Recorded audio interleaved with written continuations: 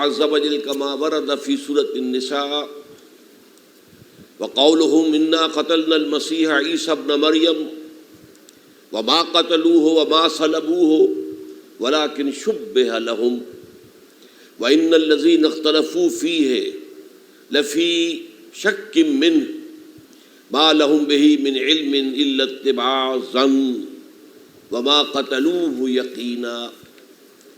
وقال عز وجل كما ورد في سورة المائدة وكنت عليهم شهيدا ما دمت فيهم فلما توفيتني كنت أنت الرقيب عليهم وأنت على كل شيء شهيد. وقال عز وجل كما ورد في سورة الزمر الله يتوفى الأنفس حين موتها والتي لم تمت في منامها فيمسك التي قضى عليها الموت ويرسل الأخرى إلى أجل مسمى. صدق الله العظيم. رب اشرح لي صدري ويسر لي أمري واحلل عقدة من لساني يفقهوا قولي. اللهم ربنا ألهمنا رشدنا وأعذنا من شرور أنفسنا. اللهم أرنا الحق حقا وارزقنا اتباعه وأرنا الباطل باطلا وارزقنا اجتنابه. آمین یا رب العالمین. آپ کے علم میں ہے کہ آج میں وفات مسیح کے موضوع پر گفتگو کروں گا. اس کے پس منظر کے ضمن میں چند باتیں آپ کو بتانا چاہتا ہوں.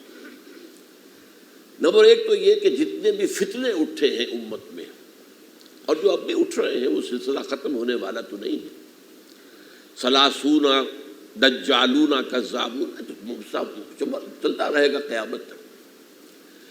تو ان میں ایک مشترک بات یہ ہوتی ہے کہ وہ کسی ایسے مسئلے کو جس پر کہ موجودۃ الوقت حالات جو ہوتے ہیں ان کے مطابق فضا سازگار ہوتی ہے اور اس کا کوئی جذباتی پہلو بھی ہوتا ہے، لیکن جو امت کے اجماع کے خلاف ہوتا ہے اس پر ڈیرا لگاتے ہیں، اس پر گفتگو کرتے ہیں، اس کو لوگوں کے منوا لیتے ہیں. اس کا نتیجہ کیا ہوتا ہے کہ چونکہ وہ چیز مجمع علیہ ہوتی ہے، امت کا اجماع ہے 1400 برس سے، اب اگر اس شے کو انہوں نے غلط ثابت کر دیا اپنے زوم میں اور عام لوگوں سے کہ جو صاحب علم نہیں ہے، کہ جو نہیں سمجھ سکتے بات کو، اسے منوا لیا، اس کا مطلب ہے کہ اب اس شخص کے معتقد ہو گئے اور اسلاف سے منحرف ہو گئے کہ یہ تو بے وقوف سے سب لوگ، یہ سارے ہمارے علماء، یہ سارے محدثین، یہ سارے مفسرین، یہ سب بے وقوف تھے، یہ بات بھی نہیں کر سکے. یہ ہے وہ شخص، یہ مجدد وقت ہے جس نے یہ بات کہی.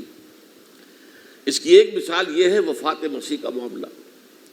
اس کی ایک مثال میں آپ کو دیتا ہوں. ایک دوسرا فطرہ، وہ بھی غلام احمد کے نام سے شروع ہوا، غلام احمد پرویز. وہ یتیم پوتے کی وراثت کا یہ مسئلہ لے کر کھڑا ہو گیا. جیسے یہ غلام احمد قادیانی وفات مسیح کا کیسے ہو سکتا ہے کہ ہمارے نبی جو ہے وہ تو فوت ہو کر زیر زمین دفن ہو گئے اور یہ عیسیٰ جو ہے یہ آسمان پر اٹھا لیے، کیسے ممکن ہے؟ اب ظاہر بات ہے عام آدمی جو ہے مسلمان جس کی حضور سے محبت ہے، حضور کی دل میں تعظیم ہے، عظمت ہے، عقیدت ہے، وہ اس جال میں پھنس جائے گا. پھر وہ اپنے دلائل کے ساتھ اس کو جو ہے وہ، اور چونکہ ماحول بھی جو میں سب عرض کروں گا کہ اس کے موافق ہو جاتا ہے اس وقت. غلام احمد پرویز نے کیا کہ یتیم پوتے کا مسئلہ، اب یہ اجماع ہے اگر کسی شخص کا کوئی بیٹا اس کی زندگی میں فوت ہو جائے تو اس کا وراثت میں حصہ نہیں ہوتا. وراثت ہوتی ہے انہی میں جو اس کی موت کے وقت موجود ہو، بیٹے ہوں بیٹیاں ہوں. اب اگر جو فوت شدہ بیٹا ہے اس کے کوئی یتیم بچے ہیں تو اب اس میں بڑی ایک جو ہے دلیل، دیکھیے جی یتیم بچے بیچارے وہ محروم ہو گئے، یتیم بچوں کا تو زیادہ حق ہونا چاہیے.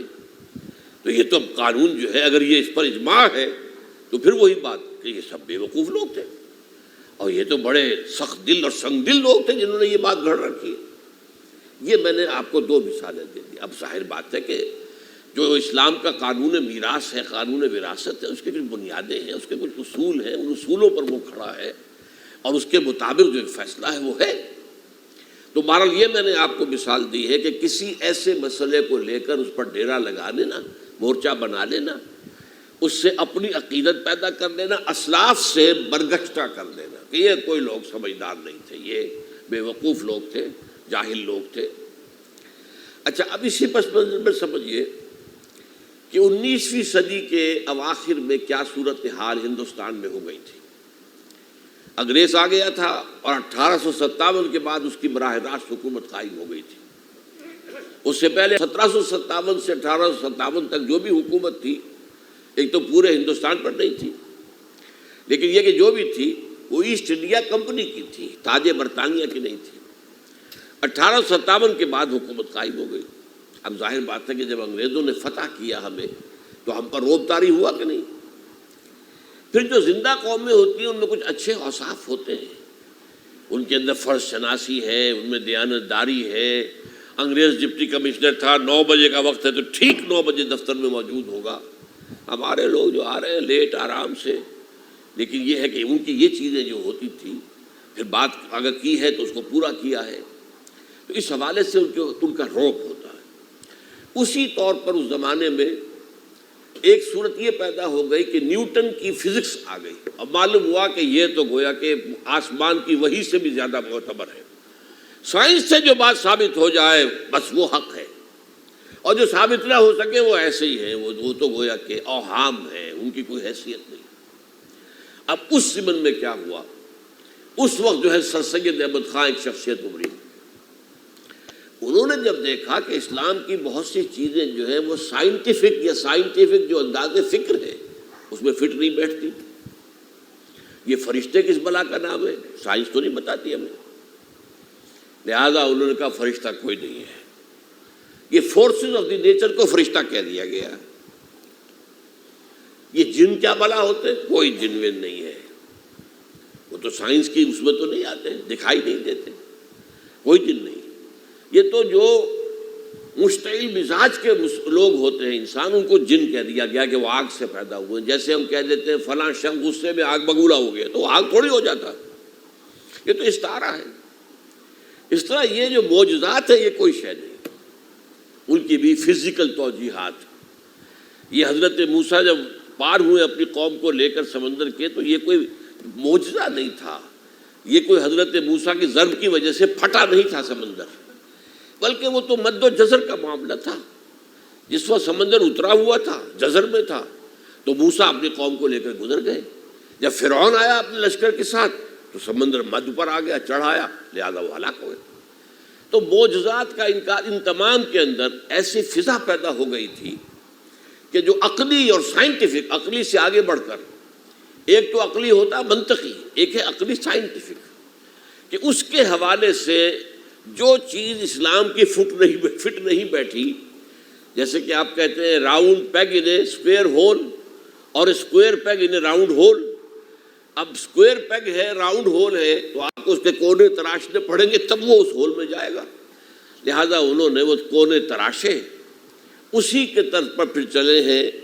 جو آپ کو معلوم ہے علامہ مشرقی، انہوں نے بھی جب شروع کیا اپنا دھندا، تو ان کے پہلے کتابچے کیا تھے؟ مولوی کا غلط مذہب نمبر 1، مولوی کا غلط مذہب نمبر 2، مولوی کا غلط مذہب نمبر 3، چھوٹے چھوٹے کتابچے شائع کر رہے ہیں۔ مولویوں سے علماء سے برگشتہ کر دیا۔ اب معلوم ہوا کہ یہ شخص ہے مجدد وقت، یہ مولویوں کے پاس تو کچھ نہیں ہے۔ اسی کا معاملہ پھر وہ انکار حدیث کی شکل میں آیا، جن میں کہ ایک بڑی شخصیت جو ہے وہ غلام احمد کی، غلام احمد پرویز، کیونکہ اللہ تعالیٰ نے اسے صلاحیت دی تھی، اچھا انشاء پرداز تھا، لکھنا اچھا آتا تھا، بولتا بھی اچھا تھا، تو ظاہر بات ہے فتنہ وہی شخص پیدا کر سکتا ہے جو باصلاحیت ہو۔ جس میں کوئی صلاحیت نہیں وہ کیا فتنہ پیدا کرے گا؟ وہ نہ دنیا میں کوئی ترقی کرے گا، نہ دین میں کرے گا، نہ فتنہ انگیزی کر سکے گا۔ وہ تو جیسا بھی ہے معاملہ عام معمول جو ہے لوگوں کا، جیسی بھیڑ چال چل رہی ویسے چل جائے گا۔ تو اس فضا میں اصل میں غلام احمد پرویز نے جو ڈیرا لگایا وہ وفات مسیح پر تھا۔ یہ سب غلط ہے، یہ کہ مسیح زندہ آسمان پر اٹھا لیے گئے، کیسے ممکن ہے؟ ممکن ہے یہ کوئی الہونی بات ہے؟ سائنس اس کو مان سکتی ہے؟ وہ تو اصل میں ٹھیک ہے، ان کا کہنا کیا ہے کہ مسیح کو سولی تو چڑھایا گیا تھا، لیکن وہ اس پر مرا نہیں، فوت نہیں ہوا، موت واقع نہیں ہوئی۔ پھر جب اس کو اتار لیا گیا تو وہ زخمی تھا، مجروح تھا، لیکن تھا زندہ۔ پھر اس کو غار میں رکھ دیا گیا. پھر اس کے جو معتقدین تھے انہوں نے اس کی مرہم پٹی کی، اس کا علاج کیا. پھر وہ ٹھیک ٹھاک ہو کر پھر وہ وہاں سے چلا گیا، وہاں چھوڑ گیا اپنے اس شہر کو، یروشلم کو، اور اس ملک کو، فلسطین کو، اور پھر وہ آ گیا کشمیر میں. اور کشمیر میں وہ فوت ہوا، اس کی قبر موجود ہے. کسی قبر کی کوئی پرانی بوسیدہ قبر کا نام لے لیا، فلاں قبر جو ہے وہ عیسیٰ ابن مریم کی ہے. یہ ہے سارا معاملہ. اب ظاہر بات ہے کہ چونکہ ایک انسان کا زندہ آسمان پر اٹھایا جانا، وہ جو سائنسی ذہن ہے وہ اس کو نہیں مانے گا. چاہے قرآن مجید کے اندر تو خرق عادت اور بھی بہت سے ہیں. آخر اصحاب کہف 300 برس تک سوتے نہیں رہے.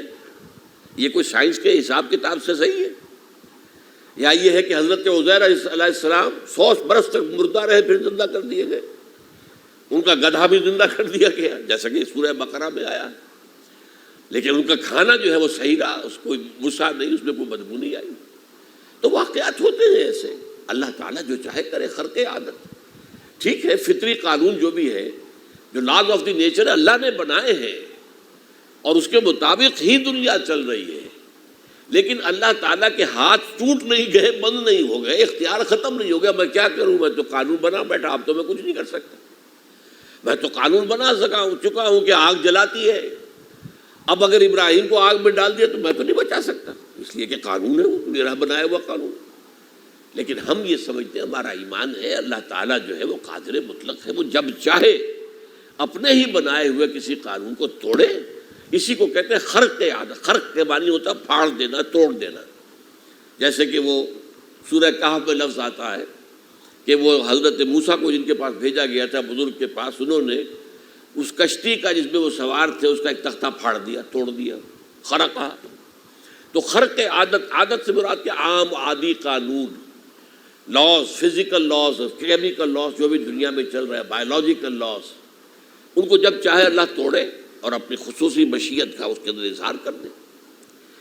اب اس سلسلے میں جو میں نے آیات آپ کو سنائی ہیں اور اسی طرح کی کچھ اور آیات بھی ہیں، ان میں قادیانی نے اور قادیانیوں نے اصل ڈیرا لگایا ہے لفظ وفات پر. اصل میں یہ لفظ کیا ہے جو لوگ عربی زبان سے واقف نہیں، ان کو بڑی آسانی وفات وفات وفات یہ تو آ گیا ہے. توفیتو، توفیتا، متوفی کا، اے موسیٰ میں تمہیں وفات دے دوں گا. اے اللہ جب تو نے مجھے وفات دے دی، وفات تو قرآن میں ہے. پھر اس کے ہوتے ہوئے یہ مفسرین ان کو کیا ہو گیا، ان کا دماغ خراب ہو گیا تھا. یہ تمام محدثین جو ہیں اتنی عقل بھی نہیں